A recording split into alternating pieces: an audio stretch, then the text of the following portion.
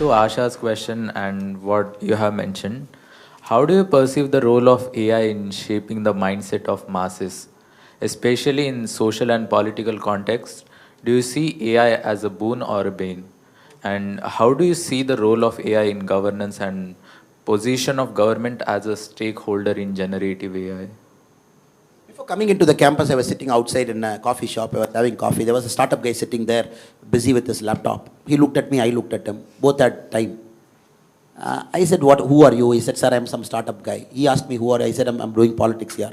Within 30 minutes, let us discuss. I said, which field you are? And he said, I'm in the people hiring field. I said, it's going okay? He said, no, sir, AI has disrupted everything, sir. Now all resumes are fake, sir. People write all beautiful things, and we are taking so much time to realize what is right and what is wrong. All statement of purpose, very fancy ones they write. It looks so believable, very emotional. And it just happened to me. It just happened to me 30 minutes before, outside your campus, in the road across in the coffee shop. So 100% it is going to disrupt. Massive disruption is on. And let me go one step further. For a country like us, which is just getting into that orbit of high growth, because your second part of the question is about how the country AI disruption. And we are just warming up to get into that orbit of $10,000 per capita income. We are about $5,000 now. And we have an ambition to reach there. Now I'm going to read out the statistics for you. Since you are max guys, I prepared something in my computer and came. And what is India's GDP now? So we are about 3.8 trillion, give or take a little bit million here and there, 3.8 trillion. So China's GDP is about 17.9 trillion today. I hope it is a true figure from China, because nobody knows what is the true figure. $17.9 trillion. And the Americans are somewhere around $37.8 trillion today. Americans are at 37.8. I'm getting the acknowledgement from the professor, which means my numbers are right. 3.8, 17 and 37 is the number we are looking. I was just calculating, when I go to IIT campus, these guys are going to make my country, our country, the developed country by 2047, correct? That is our goal. So I was thinking, how will you guys do it? So I did a simple mathematics calculation. If India is growing 13.5% from today, remember, no country has grown 13.5% for more than 2 years. If India is growing 13.5% today, for the next 25 years, compounded annual growth rate, CAGR, F30.5, next year 13.5, 13.5. America is growing at 4% from today, 4%, 25 years. In 2047, we and US are equal. So you have to grow 13.5% every year. Americans have to grow at 4.5% every year. So that 2047, both sit at the same table and say, hello boss, both our economies are same. If we are growing at 13.5% today, for the next 2042 is what? Today in 2024, 18 years? Yeah, 18 years. Next 18 years, you are growing at 13.5%, 18 years, top. China is growing 4% next 18 years, top. Then you will say, hello boss, we are equal. Now, look at the challenge. Can you grow at 13.5%? Because 2047, we have kept a target of $38 trillion now. From 3.8, we have to reach 38 trillion. Traditional ways of business is 100% not going to give you 13.5. Max 7 right now. Do well with a good prime minister, good policy, 8.5. Country aligns in the political sphere. All state governments wants to be in the business mode, and less politics and more governance. All states in India, maybe 9.5. Then more IITs churning out intelligent guys like you. You're not going to US, I'm assuming. You all stay in our country, and you all stay in our country for the next 25 years. Do everything. 10.5. Correct? And China problem solved, Pakistan problem solved, everything solved.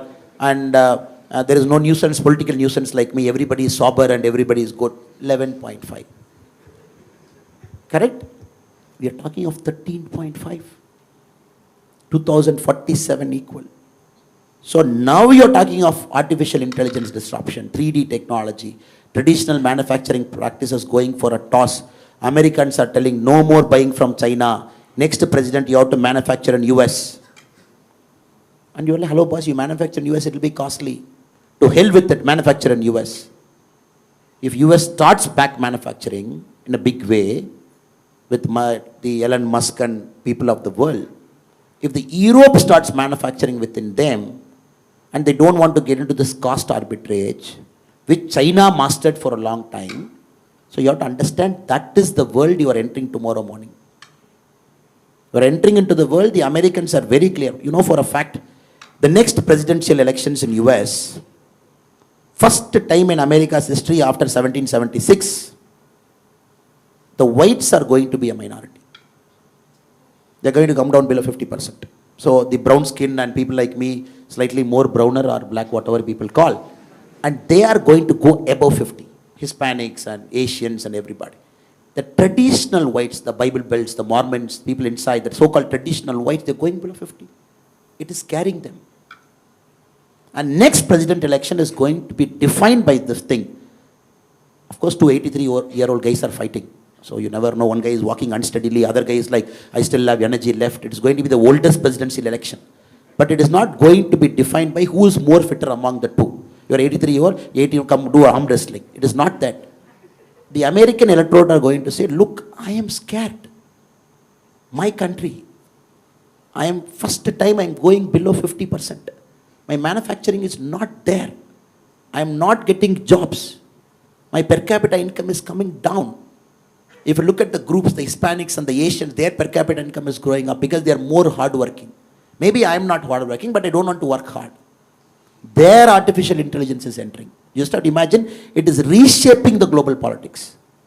It is reshaping the way people are voting. Countries are going far right in Europe, far right. You have seen the current Danish Prime Minister speaking in the parliament. Have you seen the speech?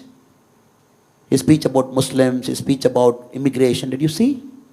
My God, different level. He's speaking that kind of language in a parliament because they are forced to go extreme right. And Palestine and Gaza, what? The day one, the terror attack inside Israel. How much killing? 800, 850? Close to 1,000 people. Innocent people died. People who just want to have a good fun in the evening, a party, they got killed, butchered, massacred. What is the retaliation from Israel? Today's count, 29,700. Netanyahu's peace plan is, he's saying, give me the whole Gaza. I want to see what is happening. Let us have control over. Just imagine, it is completely disrupting. People are fearful. People are afraid. People think the supply chain is going one side, probably to our hemisphere. And the south is fearing, the north is regaining control. The north is fearing, south is more noisy. The global south, the north. So you're getting into this geopolitical tension, which was never there maybe 100 years before. Even World War II was not worse than this. Because now there is no powerful guy. There is zero powerful guy. Who will put a regulation? Why should I listen to Americans' regulation on AI? Tomorrow if Joe Biden is saying, oh, this is America's regulation on AI, you all have to follow. I'm not going to follow. I'm saying, who are you? No, they say 1950 I was a great superpower. I will say to hell with it. You are no more a superpower. You are declining superpower. You are no Pax Britannica. You are not no Pax Americana. For 100 years, one global superpower managing the whole world. Look at America. They want to manage the whole world. You put one aircraft carrier in South China Sea. You put one closer to the Koreans. You put one in the Middle East. You put a CENTCOM command here. You have a Pacific Fleet. You have a Blue Water Navy. Everywhere Americans felt, oh, this is my century. I'm controlling the whole world. Middle East fellow have to listen to me. The Koreans have to listen to me. The Japanese have to listen to me. Now, why will I listen to US? If you look at Jaishankarji's statement, the America is listening to Jaishankarji now. He's going to US and talking a language which we never thought in our lives. We will hear an Indian external affairs minister talking in US like that. So the point I'm trying to tell you is, who is going to regulate AI? And it is completely cross-border.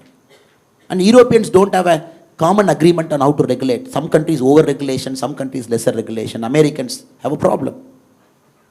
And you can't call the chiefs of big companies to the Congress every time, and the congressmen cannot sit and grovel them. It looks good on TV for their constituents, so you can get some votes. That's the American model of democracy. Look good on C-SPAN. Now what I'm trying to tell you is, I don't have an answer. That is why I'm giving a long answer to you.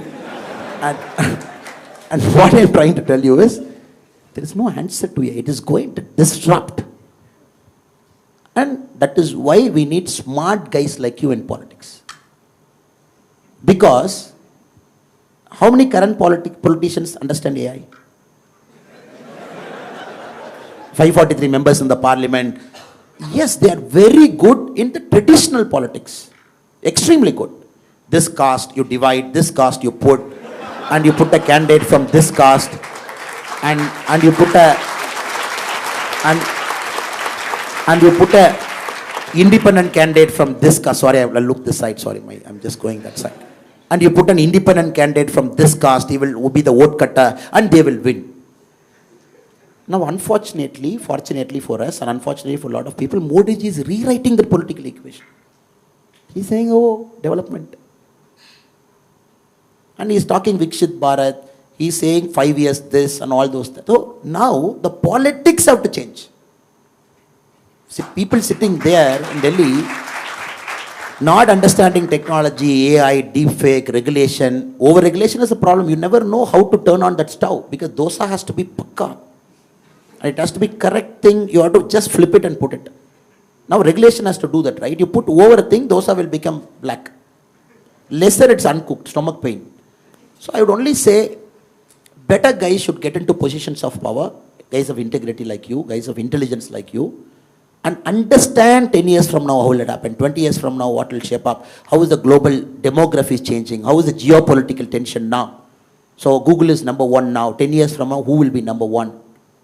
And you all know the chip, the AI, what is the AI background, what is the background for AI? Powerful chips drive AI, right? People say AI is not some Bhuta or some something sitting somewhere in Norway and say, oh, I am AI here, hello, hi, hi. It is not that. It is some powerful chips manufactured in Hong Kong by TSMC, which manufactures 56% of the world's chip. And 60% Taiwan. Or a company situated in Netherlands which manufactures the mission for that chip. $100 million is one mission.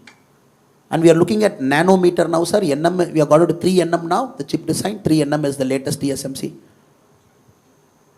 I am really fearful. I am not hearing this conversation inside politics. I want to hear this conversation inside politics. I sit in many rooms. I sit in a lot of rooms. I want to hear this conversation. Oh, now it is locked. The company in Netherlands, the sole company in the world, which supplies that mission to TSMC, to NVIDIA, it supplies to Samsung. And they have a monopoly for the next many, many years to buy only that mission which can write 3 nanometer chip now. And you are seeing there is a guy who is having that monopoly outside and who is going to have that AI monopoly in the next 10 years, 15 years, 20 years. And I fear that we are going to get loose out. And that is why our government talks semiconductor, manufacturing, bring it, chips. And I don't see the language of an MLA or MP who doesn't even understand what is happening. Something happening in Taiwan is going to have a repercussion in IIT Chennai. So sorry for the long answer, but the short and sweet answer is, we need intelligence guys like you with integrity to come into the playing field and don't be a spectator outside.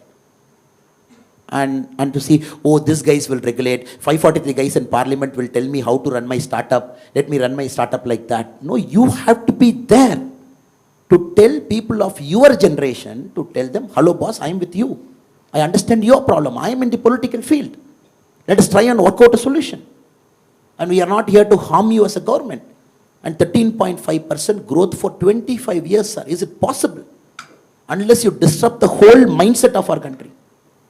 You got to have highways, you got to have, we have 41 Vande Bharat trains. We have to make it 500. The first bullet trail, 2026, it is going to fly. But we need 15 bullet trails. We have 149 airports. We need 300. We got to find inland waterways, movement of goods. You don't disrupt this. I don't think 13.5% is possible. And no, then you might tell me, no, sir, let us do after 2047. Why are you in a hurry? Let us grow only at 9%.